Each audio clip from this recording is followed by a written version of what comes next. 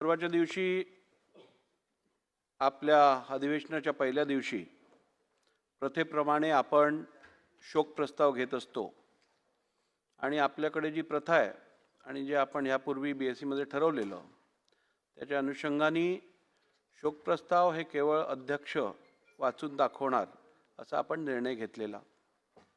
त्या अनुषंगाने हे शोक प्रस्ताव त्या दिवशी 12 शोक प्रस्ताव होते आणि त्याचं वाचन मी सभागृहात केलं।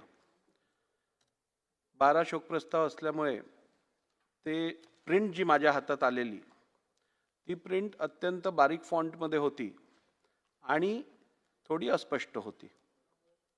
त्याप्रमाणे त्याच्यात काही तांत्रिक चुका होत्या ज्या सुरुवातीला नोट करण्यात आल्या नव्हत्या। वाचन करत असताना तसंच्या तसं ते वाचन झालं। ही एक चूक त्या दिवशी वाचन करत असताना माझ्याकडनं घडली। परंतु गेली 4 वर्ष 4.5 वर्ष मी या सभागृहात अध्यक्ष म्हणून काम करत आहे तुमच्या सगळ्यांच्या सहकार्यातनं आणि ते काम करत असताना मी अनेक भाषणं ही मराठीत केली आहेत, अनेक शोक प्रस्ताव मराठीत मांडलेले आहेत। या सभागृहाचं संपूर्ण प्रोसिडिंग नियम असतील अथवा सभागृहाची कार्यपद्धती असेल ही संपूर्ण आपण मराठीत भाषेतनंच हाताळली आहे। जेवढा अभिमान मराठी भाषेबद्दल या सभागृहातील प्रत्येक सदस्याला आहे आणि राज्यातील प्रत्येक व्यक्तीला आहे त्याच्यापेक्षा अधिक किंवा तेवढाच अभिमान मला मराठी भाषेबद्दल आहे।